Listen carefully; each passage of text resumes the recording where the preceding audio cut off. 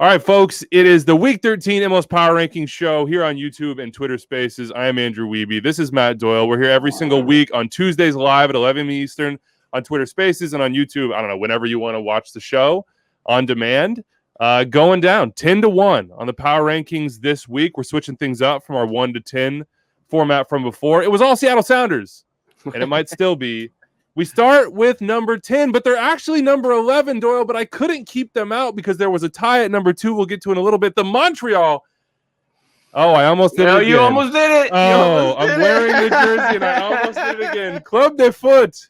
CF Montreal. Patrice Bernier is here, an absolute legend. Patrice, 5-4 against FC Cincinnati. Moments of brilliance and moments like that. What did you make of the game this weekend? What's going on up there?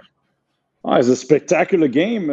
Let's say for a first home game or back home here in Montreal at Stade Saputo, if you wanted to get the people aroused, attracted, because, you know, the rebrand and everything, and the team has been gone for about a year in Montreal, this was the type of game a spectator enjoys. We're entertained. And it was a first 9 goals at home. And twice they had to come back from a 2-goal deficit. So I think it's a first even in the club's history from Impact to CF Montreal. No, it's let's say the attacks started kicking forward. The defense has been doing really well. They were before that game. They were top 2, top 3 in terms of goals allowed, and now it's like wow, 5-4. And I must say the guy that was special that game was Joaquim Torres. I think not many people knew about him in the league. Here I had the chance to see him in preseason before they left for Florida. But people got entertained. It was 5-4, an exciting game. And I've only seen one game where the Impact/CF Montreal came back from. It was Columbus Crew 4-1, if I remember. I don't know if you guys remember the Higuaín Camara incident at the penalty. So that's the only time I remember CF Montreal Impact coming back from a goal deficit and this time actually winning the game. Patrice, you were on this coaching staff. Wilfred Nancy was your peer. I mean, you worked together. You built this team, helped build it. I see that last clip there, and if you're watching on YouTube, you see Wilfred Nancy just pumping his fist as this thing is over. And one of my favorite things about the entire weekend is that Nancy came out and was just like, yeah, all good, man. Like, I'm not going to complain about anything. The vibes right now are perfect. And if you have anything to say about what everybody else said about this team before the season, go ahead and get that out now. Everybody put them last. I thought it was unusual, not because of the changes. You guys follow what's happening here. There's always been changes in personnel, coaches, and players. But it's just because the team had done well last year, or at least relatively well in terms of making the playoffs in the top 10 spots. And so I felt it was a bit weird that to put them dead last when there was other teams and especially a new franchise coming in. But to be honest, Wilfred Nancy, I'm not surprised. I wouldn't say I was surprised that it'd be 4th or in the highest ranks of where they are in the rankings in the East. But I knew that he coached me. I've been around him a lot. I've talked to him. I've seen him. I know what he thinks and how he interacts with the players. I think that's one thing that not everybody gets to see is the interaction with the players to be able to get the best out of all these players. And it's a Patrice, tell me about that interaction, man. Like, I need details on that. I was thinking before we got into this that I was going to ask you about culture versus everything else. Mason Toye last year, he came in. I don't know if it was from the trade from Minnesota to Montreal, playing for Thierry Henry. Kind of had a lot of weight on his shoulders. You could see in training what he can do as a young player, but we were trying to work it to stop putting pressure on yourself. Just go out there and play and execute. And as we all know, his idol was Thierry Henry, so I don't know if he wanted to please the coach more. But this year, Wilfred Nancy had a great chat with him and allowed him to say, look, you're a young player and you got to go out there and express about putting, everybody has objectives, but express yourself and play. And according to, as you've seen the team play, a form of 3-4-1-2, everybody seems to know their role and know where to go. and allows them to express themselves in a structured, confined system. And Mason Toye, 6 goals. He had an objective of 8. He's already very close to it. And you see other players. Zachary Boguillard has done well at the beginning of the season. George is playing really well, and everybody's been saying it. All the players have mentioned that.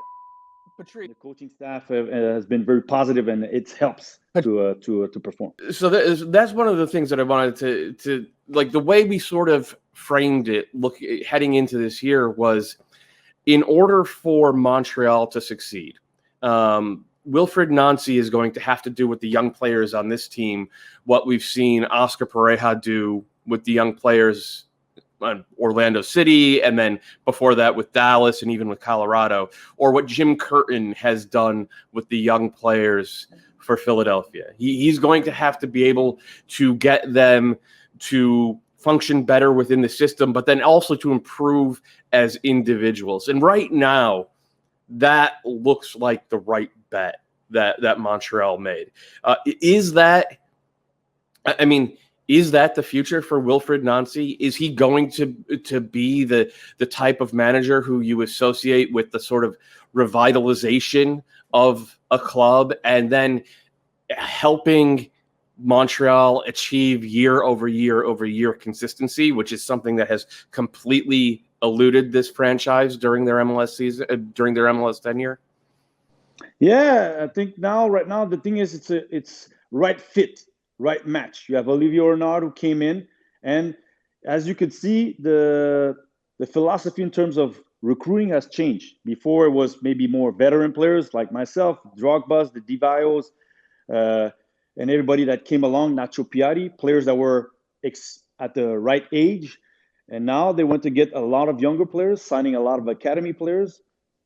The factor that Thierry Henry had to leave opened up the door to the right fit, the coach who has been at the club for 10 years, academy and as an assistant coach for 5 seasons. And now knowing that he's worked with young players, able to groom them. And the philosophy is also in terms of playing these young players and hopefully selling them. I don't presume that we want to keep George Milovic for 10 years. I believe if he does well, if the right suitor comes, he'll be gone. Kamal Miller's been doing really well. Just signed a new deal, probably could be gone. Players like Joaquim Torres come in here, maybe didn't do so well where he went out, could be gone in a year or two. I think it's a new, fresh face, and Wilfried Nancy fits the mold, but also he's building his reputation in terms of coach, having be able to build with a new team, Absolutely. Not just young players, but to be able to put them together and make Victor Wanyama play better than he did last year. Make Rudy Camacho probably right now MVP of the team in terms of centralizing at the back and looking like more like Laurent Simon 2015 than Rudy Camacho the last 3 seasons. So I think that's also where he's showing like this is what I can do, not just with a young team, but with players and mold a team. And now, last year, the maximum points the team took was 26 out of 23 games. So very positive right now in Montreal. The factor of coming back home helps, I think, being able to train at home. But they fared well being away for this long. But also, I would say, Matt, it's mostly because the club now is orientating itself to, we're bringing young players. We're going to hope that they deliver on their talents, they perform, and we maximize on the potential. Some might stay longer, but some might leave, which before in the past was not the case. It was players coming in at 27, 28 or past, and hopefully trying to win right away. Yep. Now it's building something, and hopefully it's something that will be successful on the field with results and also off the field in terms of investment and return of investment. All right. That's Montreal at 10. We got a long way to go. 9 through 1 coming up, and then we're going to hit 11 through 27. Patrice Bernier, always love talking to you, Patrice. Thank you, man. Enjoy the results. Enjoy the success. Yeah, man. Soon, buddy. All right, let's keep it rolling to number 9. We shall see. We shall see. On to number 9, New York City FC. Ian Joy with us, doing his thing on the Yes Network, CBS, all around. You see him everywhere. Ian, are you there? We've been trying to make this happen for a while. A loss this weekend.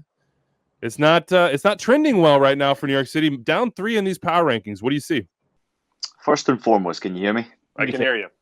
Oh, finally, I know how this works. It's great. Thank you for having me. I know Yeah. it's taken a while. I appreciate you having me on. And listen, it's been an interesting season. If you're an NYCFC supporter, so obviously a lot happening on the field, a lot of noise off the field, a lot of unhappy fans. But whenever you get good results and whenever you put out good performances, the fans seem to forget some of the issues off the field and start to really enjoy the product on the field. And it's not always been great. It's been a little inconsistent.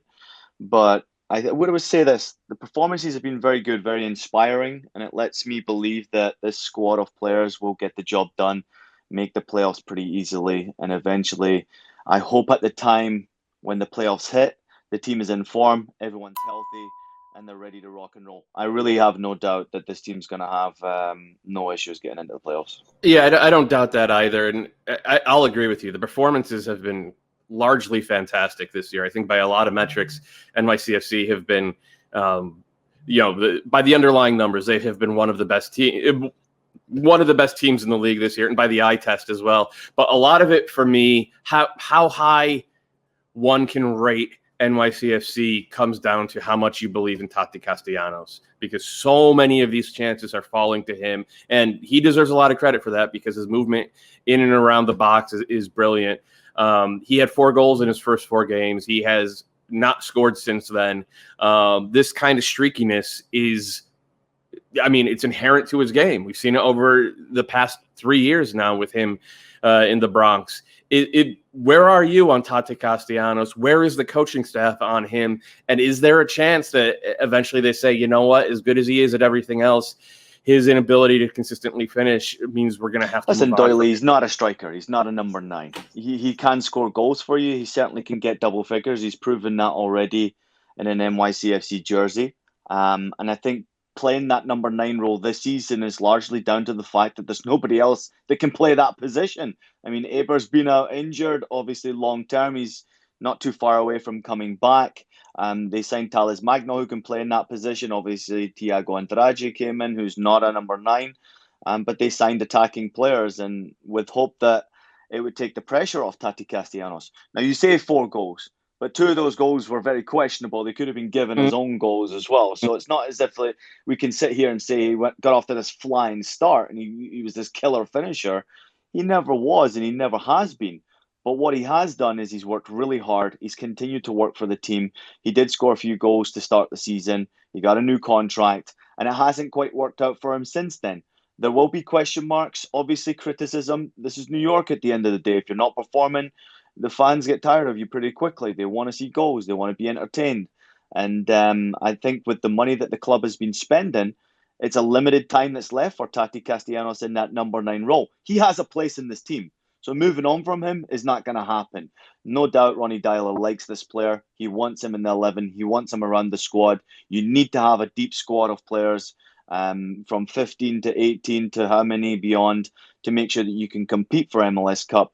And I think New York have that. But getting players healthy, keeping them in form has been an issue. The team played very well in the last game against Columbus. I thought they dominated the game.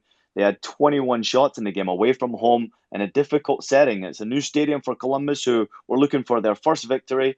And New York played very, very well. But we've heard this story before with New York. You got to start taking your chances. You got to start scoring goals. And they have to start putting a run of good results together. I'm just looking at this app, by the way. This is awesome. This is the first time I've done this. So many people listening. Shout out to everyone who's listening, no matter which club you support. Shout out to all the MLS fans out there. A lot of love for everyone. Yeah, man, this is fun for us. We get to pull you guys on. You pick your brains, talk to other people. I mean, this is it's the perfect format for us. Where's Bear? How close is he? Like, how soon could he be an option? Or is it not realistic to think that this year is a time where he's going to be a consistent game changer, just given the injury? No, Andrew, he's close. He's back in training. He's not at full capacity yet. Obviously, fitness is an issue with a massive knee injury like him. He blew out his knee. So it's going to take some time for him to get back to full match fitness. We're hoping that he could potentially get there. And I'm not speaking on behalf of the club when I say this. It's just hopeful, me as a fan, first and foremost. I think we could see him before the end of the season back in action. He's watching every single game. He texts me during the broadcast to let me know that he's watching. and he's supporting the fans, he's supporting the club, and this guy's such a positive person to have around. So the fact that he's back out there on the training ground is inspiring the players, and it's also competition. I mean, the guys who are in the starting 11 recognize that, you've got to be playing well to stay in the starting 11. Ronnie Dial has made that clear. You're not going to be able to keep your place in the starting 11 if you're not performing the way he wants you to play. He will make changes, and they're going to have to make changes with a game every 4 days for the next 2.5 months. It's a tight schedule, but I'm hoping that as we get close to the end of the season of the regular season, we'll see Aber back. We'll see Aber scoring goals, and when the playoffs come, I really hope it comes in time with Aber fit, ready to rock and roll, and maybe we see a little bit of luck for New York City Football Club, that Eber's back and there's competition for places and they're all scoring goals. That's what I'd like to see. No, the luck hasn't been there for them in that part of the season so far in their lifespan. Let's talk James Sands before we get out of here. I mean, it looks like you're going to not have him for a while, and he might be on the field for the entirety of that. Really standing out for the U.S. national team. Boy, I don't know. Anybody around NYCFC, I don't know, supporters, coaches, front office, was anybody lobbying for him to be on the national team? I don't know. It's a mystery to me. Yeah. I mean, listen, there was a lot of people making noise about James Sands. I think in the broadcast, if you're watching locally, we talk very highly of James and the fact that he can move around multiple positions and the fact that he can play consistently well in multiple positions. He plays of a high level, the highest level where you think, all right, Greg Berhalter's going to take a look at him. He's going to give him a shot in multiple positions, and having a player who can play at a consistently high level, at any level, including the national team, is someone you want in your roster when it comes to big competition. So he's put himself really to the forefront now with his performance. He's obviously getting his debut and playing very well recently for the national team. It's been fun to watch. I think New York City fans are grateful he's there and getting the recognition that he deserves. My broadcast partner, Joe Tollison, has been raving about this kid, and we've been talking highly. And I know within the club, Woody Wilder has been mentioning it on social media that he wanted to hear more noise about James Sands. But the kid doesn't want the noise. He's happy to just quietly go about his business, performing when he wants to play and do his job well. He doesn't care about the social media noise. He doesn't care about grabbing headlines. He just loves the game. Signed a big contract recently, 5-year contract, made it clear to the club that he wants to play in Europe one day, and he's in the perfect league to get him there. MLS is great for that. New York City Football Club is great for that. They'll continue to play him, and if he becomes a national team regular or in that bubble, he's going to create a real nice price tag for the club, for MLS, and certainly right now he's making a lot of noise with some scouts over in Europe as well. Boy, I didn't know that James Sands could give me goosebumps, but here I am. Here I am. Ian Joy, you hear him on those Yes broadcasts for NYCFC and all over the place in North American soccer. Ian, I'm glad we made this happen, man. I appreciate your time. All right, man. All right, let's keep it going here. Down to number 8 in these power rankings, the Colorado Rapids. Up to number 8, Weeby. Oh man, you switched the format on me, and I'm all thrown off. Yeah, it's weird. This feels high. It does, even though the Rapids have put together a lot of good results, and they're a much more difficult team to break down. But like, this is a team that they're still capable of stuff like drawing at home to San Jose. San Jose is on the struggle bus right now. That said, there is something different about the Rapids this year. It's twofold. One is that they're just much more difficult to play against through central midfield. James Sands has bought in. Jack Price has been very, very good. And there's a years-long call from me on Jack Price. And two is that they were absolutely helpless without Lalas Abubakar the past few years. Now, Lalas Abubakar has not been there every single week for this team. And even without him, they have been a pretty good defensive team. So Robin Fraser deserves a ton of credit for taking the sort of raw material that has been handed to him over the past couple of years and molding them into like a team that consistently gets points. That said, 8 still feels a little high to me. All right, Tom, unmute yourself, man. You were real quick. 8 does feel high because they're 9th. Montreal was. That's fair. But look, there were 2 ties at 2, and we wanted to get Montreal in because they've been so good. Tom, Yeah, I was just making sure that I wasn't looking at something that was old. this is art. Anytime I can correct Doyle, This is art. This is not science here at the Power Rankings. All right. Give me some updates on the likes of Sam Vines, who has some rumors out of Belgium, maybe even close to being done with Royal Antwerp, and then Cole Bassett, who scores another goal, and we've talked about him as a possible transfer for a long time. Where do those guys stand? Yeah, as the Athletic beat me to this, Sam Vines, the Colorado Rapids are kind of on the verge of closing that deal. I've been tracking that for a while. There was, earlier in the window, I was told of kind of a bunch of different offers from, Germany and Belgium.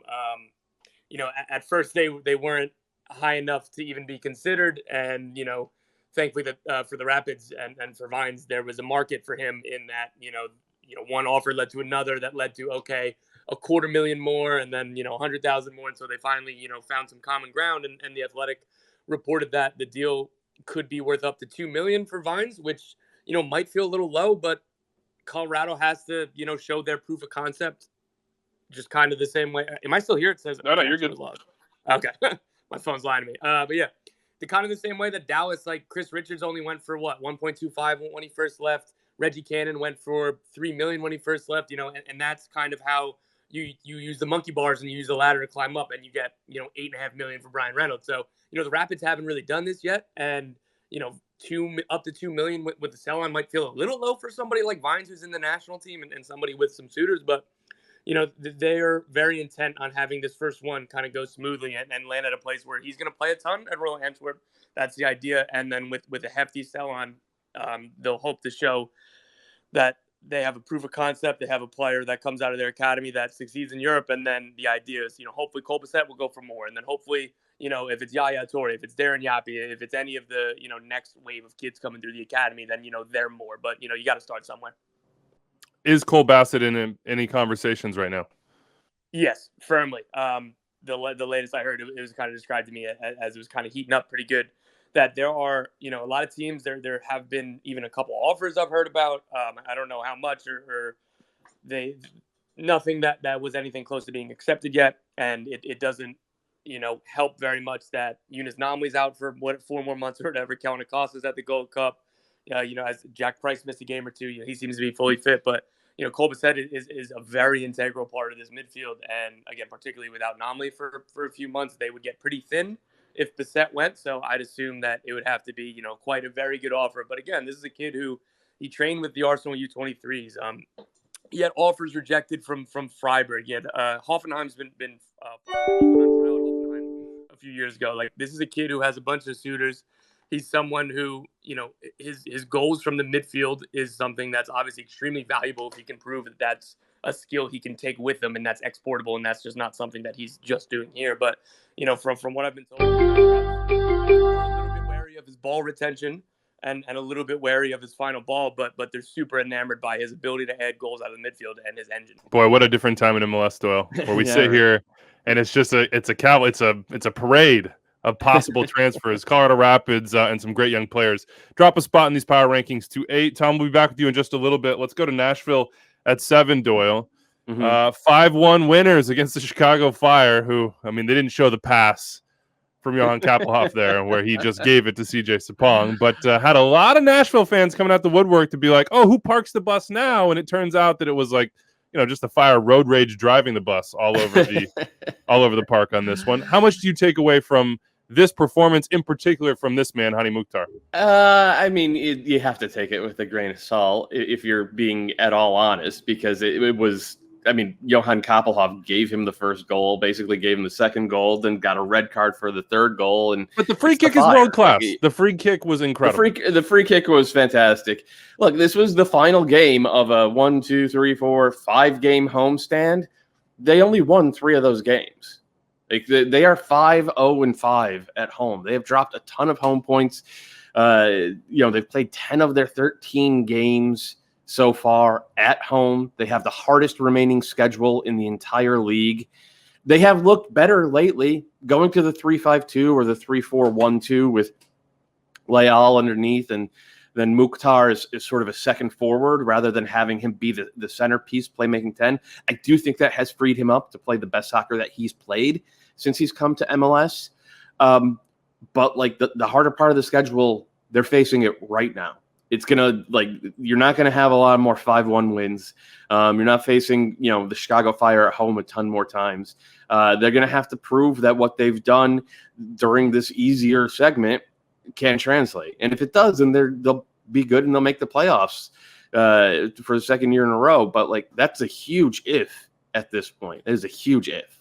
Aki Lobo's the big ad for them, obviously. And if you don't know about him, coming up from Liga MX, almost 8 million. That's the report from Tom and others on that one. But he is the striker they've been chasing for a long, long time. 2 games for them this week. And by the way, we haven't mentioned that, but Wednesday and Thursday, we've got MLS. Week 14 coming. Nashville goes to Columbus, and they keep it Ohio-centric and host FC Cincinnati on the weekend. Both those games are on MLS Live on ESPN+. Let's keep it rolling here. Let's go to the LA Galaxy at number 6. Doyle. This was not necessarily, last week it was all a big high. There was no Chicharito, but the young guys stepped up, and there was a revolution, and there was another one of those again this week against the Whitecaps. But in the end, they didn't get the result. Where does LA Galaxy stand for you sort of in this hierarchy of teams? This is not necessarily, I would say, like an MLS Cup favorite. No. There are still some question marks here, I think. There are still some question marks, but a lot of them have been or are starting to be answered in the affirmative. Like Grandsir and Cabral did not look great at the start of the year, or at the start of their respective seasons, because Cabral came in a little bit later. But those guys have both been, I think they've been rounding into form. They're showing, maybe not the highest of high-end talent, but there's something there. So that's one. The defense has actually been much improved. I know they just gave up 2 goals to the Whitecaps, so that's kind of a brutal thing to do. But I think Nick DePuy has been very, very good since he got into that lineup. I think with Williams coming back, and then Revolution as their now defensive midfielder, he's added quite a bit. I didn't say his name correctly, did I? No, I was just thinking of League Do jokes. Galaxy Do, and what else? It's all coming goals made in League 2. It's just so funny to me that they've stuck there, and now it's all paying dividends. So they've checked a bunch of those boxes. They're playing really good, really pretty soccer. It looks like a Greg Vanney team. The issue with LA is that if Chicharito's not out there, the drop from him to their backup center forwards, it's steep. It's real steep, and it costs them, I think, 3 points here. But there aren't a lot of teams in this league who can lose their best player and still keep chugging along. So I agree with you. This isn't Sounders fans in the mentions, please. Yeah, right. We'll get to you eventually, Sounders fans. We always do. But this.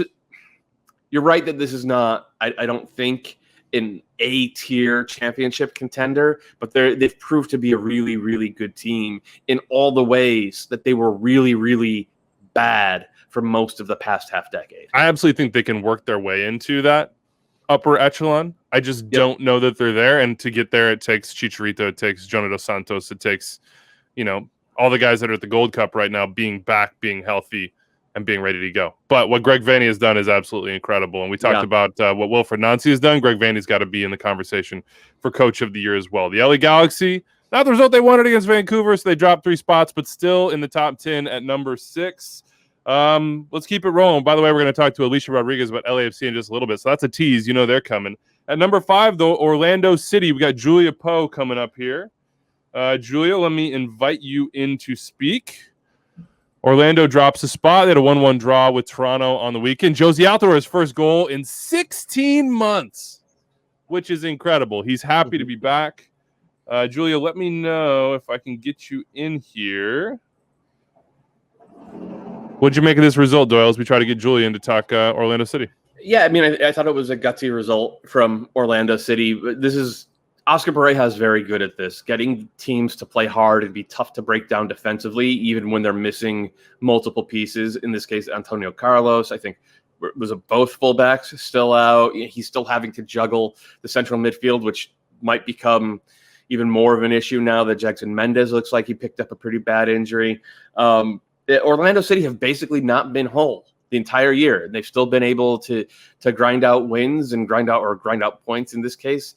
And that reflects well upon them. But it feels like I mean, we just haven't seen this team at full strength yet. And we've been saying that for months and months and months, going back to last year. And you have to kind of start to ask the question, are we ever going to see them at full strength? Because these injuries are lingering, transfer rumors or reports are out there, and it might just be an entire season's worth of Pareja having to juggle rosters and lineups and formations. Julia, what do you get the vibes from Oscar right now? And I know you're going to talk to him in just a second, but as it pertains to those injuries and sort of the incompleteness of his roster, his squad this season. Yeah, I mean, what you said is entirely true. It's just been a revolving door in the defense, in the offense, in the midfield. I mean, the amount of injuries is kind of like it feels just very disheartening for this team. You get Sebas Mendes back from a whole month of international duty, and he's injured in the first 15 minutes of his first game back. So I think right now the most important thing for Orlando City is the injury report. It's just who's available. They've been trying to make some moves. Bringing in Manu Mas obviously was a big help for the defense, but right now it's just trying to get everyone healthy while still, like you said, kind of chipping away at those points. Where they're at in the conference standings, when you look at the roster of available players, is honestly much better than I would have expected just with how many guys are out. Julia, one guy who hasn't been out as much as we've seen in the past is Mauricio Pereira, the little DP number 10. He hasn't been productive, though. And there's starting to be some heat from the fans about his performances and his box score level productivity. I mean, where does this team stand with Pereira? I mean, obviously they're very happy with their other big DP in Nani. He has been mostly wonderful this year, but Pereira, I mean, it feels like they need more from him.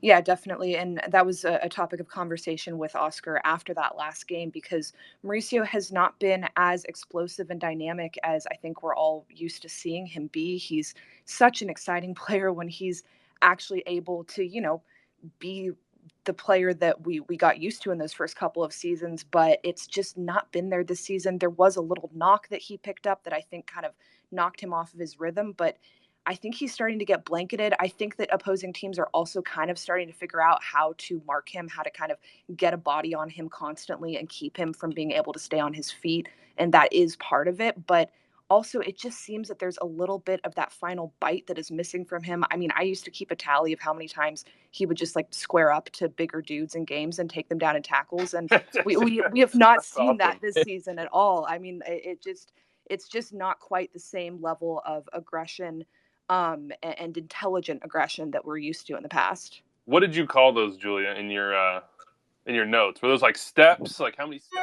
per game did Mauricio have? I want to know the exact stat line.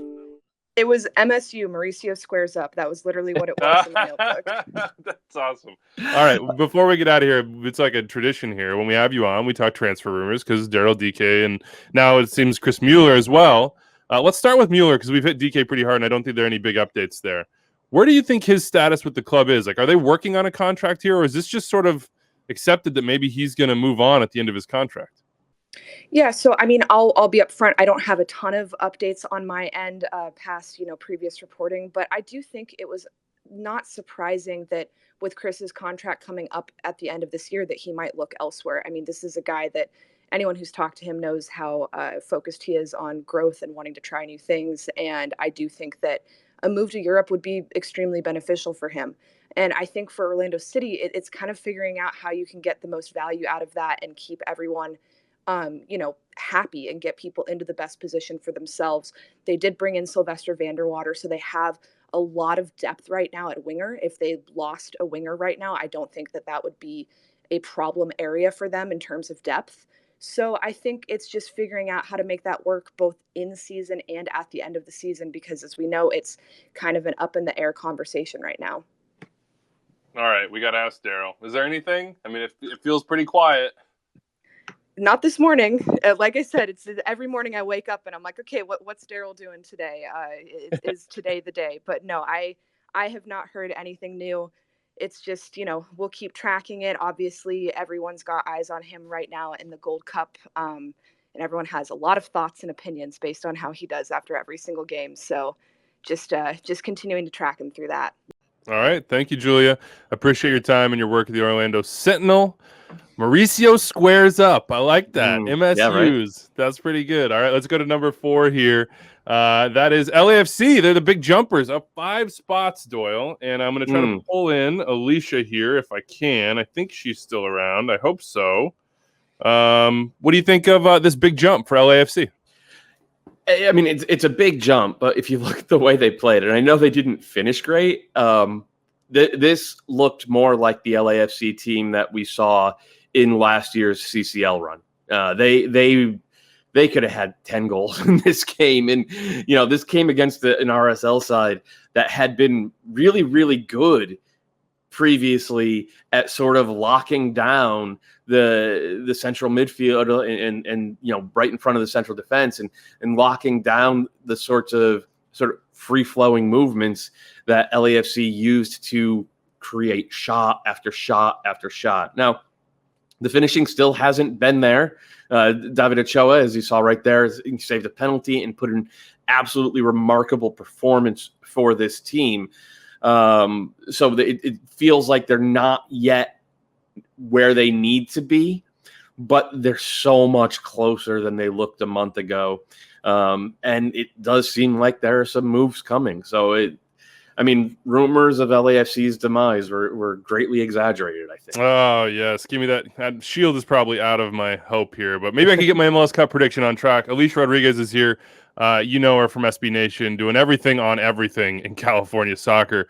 Alicia, are LAFC back? Well, it's looking like they're on their way back. I mean, I think obviously for the first quarter of the season, they were struggling and it was kind of a mystery, but it's only been a few games, but they really seem like they're kind of rounding into form. The players who you expect to step up are stepping up, and I think by and large they're performing pretty competently. So seems like they're on their way, but we're heading into a period where there's going to be a lot of games, so we'll see what happens. Brian Rodriguez, he is a DP. He is a young player with huge potential and has shown that he can create chances consistently in this league that we just haven't talked about much. That's a missing piece for them. He's back, but it seems sort of weird, the return. Am I off in thinking that? Well, we'll see what happens. I mean, I wasn't sure what was going to happen when his time with Uruguay finished at the Copa America. He did indeed return to Los Angeles. He was on the bench for the last game, came back late in the week. So I don't think it's a huge surprise that he didn't see action over the weekend. But do I think there's a chance he'll get a transfer offer and be on the move? It's certainly possible, but I don't necessarily expect it at this moment. His loan in Spain didn't go great. He's got some maturity issues, so I think he may need to buckle down for a little bit, play his way into the lineup, show again that he's ready to make another step up, and maybe a little ways down the line he'll get that opportunity. But you never know. I mean, there's always the possibility for a team somewhere to be allured by the Uruguayan international. I think those players are in demand pretty much anywhere. So it's always possible, but I think it's probably pretty likely he's going to have to stay here, take some lumps, and get back on the field. There is a report out there that LAFC are near a deal for Colombian striker Christian Arango, and this is from Kyle Bonagura from ESPN. Arango is kind of a center forward, but kind of a second forward, plays a little bit as a false nine. Is this on your radar? Have you heard the same, that a move for number 9 is imminent for this team? Yeah, so reports came out of Colombia yesterday, and there were quite a few of them. And typically when you hear of the volume from a South American country, you can kind of get a good sense of whether something's real or not. And it seemed pretty legit. Did some digging. It sounds like it's probably in the works. So I don't think it's done yet, but I think it is something that they're working on. So I wouldn't be surprised if it's announced in the coming days, potentially. Arango, he's had a couple short stints in Europe.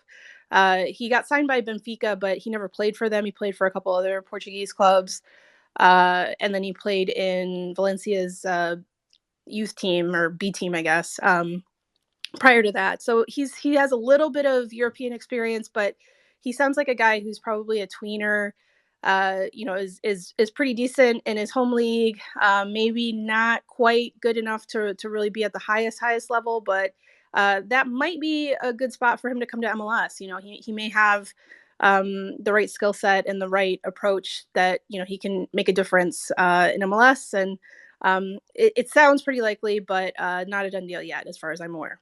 All right, before we let you go here, Alicia, give me the one player this year, and this has been the conversation with Bob Bradley's teams at LAFC so far, whether it was Mark Anthony Kaye or whoever else, guys that sort of built themselves up and had this breakout season.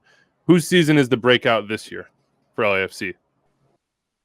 So far, I think it's Kim Moon-Wan, the right wing back. When he's gotten on the field, he's been electric, and now that he's getting a good run, I think he's kind of taking over the position right now. And the thing that I find impressive about his game is he is so good with close control. He usually has a couple good chances a game where he extends a play because he's able to dribble past guys in what seems like no space at all, and end up getting an assist off or a cross or something to try and set up a play. So I've been really impressed with him so far. And we talked to him a few weeks ago. He was somebody who said that Carlos Vela was really helping him integrate into the squad. And I think that's a great sign for a team that, still has title aspirations. If your best player, a pretty reserved kind of guy, your captain is making an effort to go out and try and integrate you guys to the squad, I think that's a great sign. So hopefully those two can keep on linking up, and Kim can be, pretty impressive as the season wears on. LAFC in Portland on Wednesday. That game's on FS1 at 10:30 p.m. Eastern. And then on the weekend, they host Vancouver on MLS Live on ESPN+. That's on Saturday. Alicia Rodriguez covering everything, anything and everything. I'm telling you, if you want to know anything about soccer in California, or otherwise, honestly, SB Nation, Alicia, Soccer Musings on Twitter. That's the spot to go. Alicia, hope your run went well this morning. Great to talk to you. Thanks, guys. She's motivated me, man. I hit the Peloton last night for the first time in months. For the first time in months. Let's keep it rolling. Number three, number 4. People have complained about this. It's number 4 because of the tie, but it's number 3 in our hearts. The Philadelphia Union jumping up 2 spots, Doyle, winning against DC. This is a weird one. Got a lightning delay here, and then also some VAR stuff. Union just staying where they're at, where they were last year, keeping the expectations and the standard high. Yeah, they are, and it's been impressive all year long. They had a little bit of a dip, and I think that dip came from basically a lack of output from their center forwards. Kasper Shabilko and Sergio Santos coming into this game had combined for just 5 goals in the league. And, well, here they are scoring both of them against DC United. And that's what Philadelphia need, because the way the Union play, they don't really control the game. They try to win the moments. They try to create a lot of moments in transition, like the one you're seeing if you're watching this on YouTube. And when those moments happen, you have to be able to finish them off. And I think for a little while there, they weren't. And then poor DC United were on the business end of Philly rediscovering who they are and getting that 2-1 win, even though it needs to be said, DC United played really well. I thought for the majority of that game, they were the better team. Philadelphia, is it just the 2 strikers? I mean, we've talked for whatever reason this year. Whenever I watch them, I just feel like something is missing, and it's you're missing 2 best 11 players, and you've sort of replaced one like with Jack Elliott, I think, but maybe in the midfield for Brendan Aronson and the goal dangerous side of his game. There's less. That's the thing I think that when I watch them that I'm not seeing that I saw last year. Yeah, there's less attacking dynamism out of midfield. And Fontana's been hurt, and so maybe he could have provided some of that, at least in spurts or off the bench. Well, I actually think Fontana looks better as kind of like a second forward rather than out of midfield. So it's tough, right? The balance isn't quite there yet. More of it is falling to the 2 forwards. Jamiro Montero, I think, is a better traditional number 10 than Brendan Aronson. I mean, there's a reason Brendan Aronson plays on the wing now. If you look at the way he operates in the game, it's pure vertical and like the through the lines dynamism. But Montero doesn't create that. Like he doesn't push the back line in the way that Brendan Right. Aronson did. And so it's asking more of the center forwards. Montero is delivering kind of more traditional number 10 goals, but there needs to be a third heat added to their attack, and they don't really have that yet. Now it feels like it could be coming, though, because they have like 5 different 17-year-old attacking midfielders who have all looked good at various stages of the season, and maybe one of those guys will prove to be the answer by the end of the year. Maybe Daniel Gazdag too. Could be, yeah. He's had moments. I've completely forgotten to mention him. Isn't that a DP10 for them that we haven't seen like land and settle? Yeah, DP number 10 who wears the number 6. It's really weird and jarring. So, like, I guess the hope is that he will be the guy who provides that answer. But again, he's not a through the lines type of guy. He's more about having the ball at his feet and pulling strings. So it is going to end up looking like a different Union team than what we saw last year. And it says a lot about how good a coach Jim Curtin is and how good an eye for talent Ernst Tanner has, and just how stable this core is, that even after all the turnover, we still have them in the top 4, even though the graphic says number 3. Math is hard. Math is hard. Union second in the East right now, 23 points. They are not second on points per game, just behind Orlando, Montreal, and Nashville, who are all at 1.69. They are visiting Orlando on Thursday. That game is on ESPN. It's the first of a doubleheader here. Good doubleheader. Austin hosting Seattle at 8:30 as the second of those games. So check that out. The Union going to Orlando. They are 3 or 4, but we'll stop with that gimmick now because we have 2 teams at number 2 to confuse you even more. And we're going to start with Rich. Just surprised me, man. Sporting KC. That's who we're starting with. Up a spot. They were at 3. They're still sort of at 3. Let's talk Gianluca Busio. And let's get Tom Bogert back in here. Tom, you there? I am here. All right, everybody's saying that he's going Venezia. That's what everybody's saying, but they can't agree on any sort of fee or range of fees, and there's arguments online. What do we know about this Gianluca Busio situation? So yeah, it Friday, as far as from what I heard, and again, you don't even need to take my sourcing for it. Sam McDowell, the KC Star, spoke to Peter Vermees on the record, who said nothing was done. And again, that's what I heard as well until Saturday. Maybe meetings in the morning or whatever kind of got it over the line. And all I know is that Saturday, the deal went to ownership for approval. And then Sunday, as Taylor Twellman reported, that, everything was agreed, which means, as expected, ownership signed off on the arrangement that the front office made with Venezia. And reports out of Italy come out to say that, the upfront fees are around $5 million US. And then Twellman reported that, with incentives that could get up to, 10.5 or 11. And that makes sense. We just don't know what the incentives are. Twellman said that they're achievable. And I'm not sure if that's tied to, if they stave off relegation or if he makes a number of appearances or if he makes a number of national team appearances. But whatever it is, if he says that's attainable, then that's just a fantastic deal for KC. And it comes with a sell-on clause, which, this day and age, that's, mandatory for MLS, for clubs selling players from MLS to Europe. That's what everybody's doing and everybody's making sure to do. And that sell-on will kick in if Venezia were to sell him above I believe the incentive. So if Venezia turn around and sell him for, let's just throw a number out there, if everything goes out in the best case scenario and he becomes a 20 million player, then SKC will get, 20% of the 10 million, the 10 million profit that Venezia made. And all around, that sounds like, just a fantastic. Yeah, man, I'm smiling here. Again, we've talked about it a couple of times. This is not, we've been doing this for 10 years, Doyle.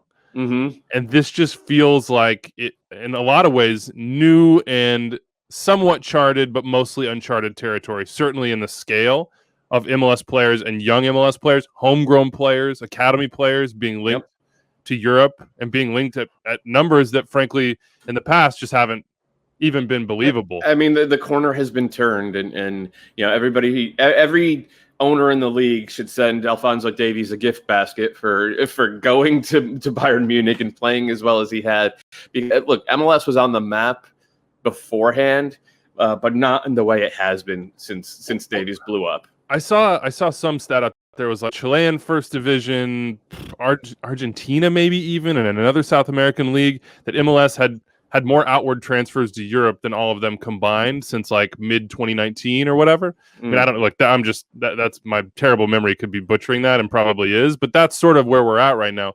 Tom, I look at this deal for Gianluca Busio, and look, we don't know that it's done. They haven't announced it, but it seems like it's there. They've been, intimating that for a long time. And I think that this is sweet redemption for Peter Vermees for the Eric Palmer Brown situation that I'm sure that he would shrug off and say, oh, no. But look, they learned a ton from that. And they didn't get anything from that. And we talked about it earlier. You have to establish that pipeline. And for both the players you're trying to attract, but also the clubs you're trying to get into to spend big money, you need to start doing this. This is just a huge success on all fronts for Kansas City, if indeed these are the numbers, given what I think has been a pretty effective club-wide campaign to make this happen and make this happen in the way that they wanted to turn out for a long time. Yeah, I mean, literally the only thing that, in a perfect world they didn't get would be, Busio staying with the team for the rest of the season, a la the Brendan Aronson deal. But again, if Venetia's smashing their club record fee for this kid and they're going to be likely in a relegation fight, obviously that's why you got Remy Walter, right? Like Peter set himself up for this. That's what I'm saying about the entirety of this sort of like crescendo, is that there are a lot of moments along the line, whether it be honestly what it felt like marketing sometimes from the club and saying this kid's going to go, let's plant features. Yeah, I mean, I don't know. Just seems like a huge victory for Kansas City. Yeah, and kind of one part that we're not speaking about is this is advantageous for Kansas City to turn around to, academy products coming out of their setup and say, if they start dipping into the U22 initiative to bring kids in from abroad, be like, hey, look, I know that you referenced Eric Palmer Brown stuff, which didn't kind of flatter them in moving players on to Europe. But when it came with Gianluca Busio, from the day he signed, he said to Vermees, he said to the club, I want to be in Europe one day. And Vermees said, great, we want to help you get there. And 4 years later, he's going to be there. He's about to be there. Like, that's another, again, advantageous place for the club to, again, look at younger players and be like, look, we're going to work with you. We're not going to hold you here. We're not going to hold you against your will. We want to help you get to the place in development where you're ready for this move. And when an offer comes in that's fair and reasonable to us, and the timing is right, we won't stand in your way, and we're going to help you get there. And they did, it seems. Per reports, we shall see. Kansas City up a spot to 1. There is some news around there. Peter Vermees had said about protocol, so that we have to keep a close eye on Kansas City heading into their game midweek against San Jose. Thank you so much, Tom. We're going to keep it rolling, though, here. Also at 2, the New England Revolution. Andrew Farrell's in the building, Doyle, so let's watch out what we say here. I'm just kidding. They got a 1-0 win. You know what? It occurs to me, maybe Andrew can nod to himself at home, didn't Atlanta United, that big win in the Jay Heaps tenure, yeah, and then the Revs turned around and did the favor the other way, and I don't know that they particularly ended the, got real hindsight in Atlanta, but I think this is a reach. On your part. You know what? Sometimes you got to brew up the narrative, and this one's not brewing. That's fine. Yeah. The Revs continue to prove that they are a very good team. They bounced back from a little bit of a lull and I think a pretty disappointing performance 10 days ago, or more than 10 days ago now, with that loss to Toronto. This wasn't, it wasn't vintage from the Revs. I think they probably, looking back, would say we should have had more control of this game through midfield and generated a few more chances. But they got the goal. They made the shutout stand up. They collected 3 points on the road. And if you're gonna get home games in the playoffs, that's what you have to do. And they're proving that they have a little bit more depth than I think maybe everyone thought. And it's just working. Like they are atop the Eastern Conference. They have been in the top 2 or 3 in these power rankings basically all year, and they deserve to be there. Absolutely, they do. I just want to throw out there, I think I was looking through Second Spectrum the other day at missed big chances, and the Revs, like in particular Buxa and Bo, are up there. And so there, you know that the chance creation is there. We've seen that with Carlos Seal, but it's kind of hit a lull here recently. It's not that the chances aren't there, I don't think. It's just sort of an efficiency thing, and if they can get that back, they may be even better than they are now. And not just because he's here, you don't have to shout out Andrew Farrell here, because he has had kind of a revolving door next to him, with Kessler and Bell. He's been the Well, he's the old man, he's like, right? he's like a 10-year vet now. Yeah, he's been here forever. Like, I been can around. barely remember when he was the number one. I think this was pick. like I think this was about his 250th game for the Revs this past. And he's he's an institution there. He's a one club man. And I think what Bruce Arena has done in rotating Bell and Kessler next to Farrell this year has actually been very smart, because they're all going to have, every team in the league is going to have to rotate their squad from here on out, because it's a ton of 3-game weeks. Nobody is going to play every single minute this year. And so that's part of them discovering or developing more depth as the season goes on. Look, barring injury, the Revs are in really, really good shape to continue to be atop the Eastern Conference for the rest of the year. And I'll say barring potential transfers out as well, because we know that there's a lot of interest in Tajon Buchanan. From everything that we've heard, like, that could actually happen this summer. There's interest in Matt Turner, but from everything we've heard, I don't think that's going to happen until next year at the earliest. Revolution in it too. Let's get to number one and wrap this thing up. I will throw out to those on Twitter Spaces that if you want to request to jump in against my better judgment, I'm considering having live questions, or you can just tweet at us at Andrew_Weeby, at Matt Doyle 76. Seattle number one, where they've been forever. They did lose, first time ever, to Adrian Heath. Minnesota United finding a way, 1-0. It wasn't pretty for either side, but Seattle are basically, I mean, they're fielding like half their team at this point between injuries and Gold Cup absences. Ari, I think I sent you a request. We got Ari Lewinwall here if we can get him in. So check your DMs, Ari. Doyle, it's the inevitable. It's Sounders at number one, but they are no longer invincible. They are no longer invincible, but if you're watching on YouTube, you just saw the 3 or 4 replays of that Minnesota United goal, and it starts with a bit of magic from Babelo Reynoso, and that's what Minnesota had in this game, and that's what Seattle just doesn't at this point, with Ladero still being hurt, and with both roll-ons now at the Gold Cup, other injuries throughout the squad. It finally took its toll. And I think it's a credit to the Sounders, to their both the depth of the roster and just their overall winning culture, which is a cliche to say, and I don't exactly know how to define it, but you know it when you see it. I think it's a credit to all of that it took magic from one of the league's best number 10s for Seattle to finally lose this year. And it happened on the road against a team that has been playing, I think, some pretty good soccer over the past month and a half. And there's, even with the loss, I don't think anybody saw a compelling reason to move the Sounders out of this number one spot. Ari, entertain us, man. I see that Kevin Parsimane background on Twitter. I know you got juice, dude. I know you got it. Give us some good Sounders content. Can you guys hear me, first of all? First, loud and clear. All right. Yeah, Weeby, I didn't see your tweet about this format change. I was all charged up. I just assumed that I was going to be leading off, and it turned out we were doing... Yeah. Hey, Ari, if you could just step into the manager's office here. We got a little bit of a change at the last second here. If you want to just hold tight. Just hold tight.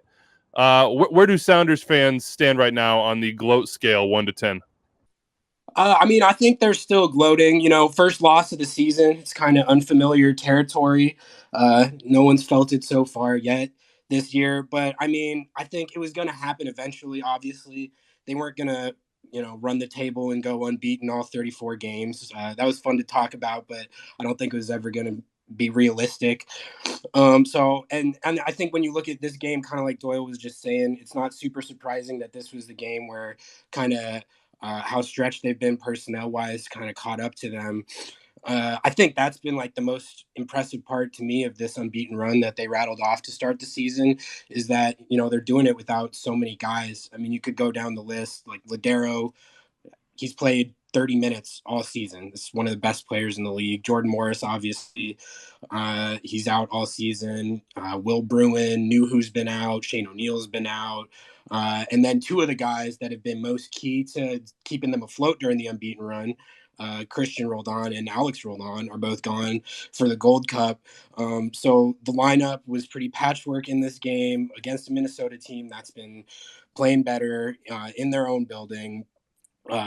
Not super shocked that this is where the kind of how thin their depth has been stretched finally caught up to them, and this is where it happened.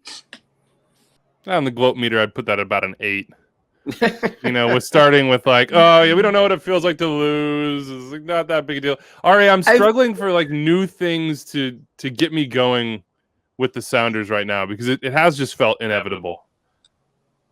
Yeah, I mean, I think what I kind of look at is the young guys, first of all. Like, it's been kind of cool to see guys like Josh Atencio and Danny Leyva and Ethan Doblayer. They're actually getting minutes this year more than they ever have been in this era where they've kind of tried to get the academy going.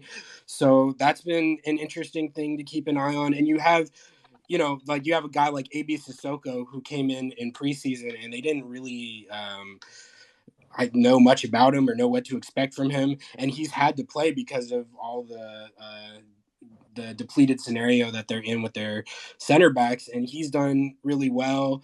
So that's kind of how I'm trying to keep it fresh is, like how they're taking these patchwork lineups, giving the kids a chance, giving them minutes, and not just giving them minutes though. These are like high leverage situations, that like the Rapids game recently comes to mind where you had Atencio, Leyva, and Doblayer all out there while they're fighting to get a point on the road. So if there's like a kind of new storyline outside of them just pulling these results every week, maybe that's what I would go with. CSUs, we have at least one of those from the weekend. That's Sissoko squares up. We have some HSU there too. At least one of those, he squares up. What a silly moment that was on the sideline. But that's Seattle at number 1. Ari, we're going to end it right here, man. At least the top 10. Thanks for joining us. And it is sort of the top 11, as you see. 10, Club de Foot, Montreal. New York City at 9. Colorado at 8. Nashville at 7. LA Galaxy at 6. Orlando at 5. LAFC, the big jumpers. 5 spots from 9 to 4. Philly at 3, and then a tie at second with the Revs and Sporting KC, and the Seattle Sounders, where they have been for a long, long time now, at number 1. This has been the Power Ranking Show. If you're watching on YouTube, thanks for sticking with us here. We do this every single week. You can watch with us. You can also listen live on Twitter Spaces at 11 a.m. Eastern every single Tuesday. Doyle, I, special guests, talking everything in MLS. All right, that's it for the YouTube show.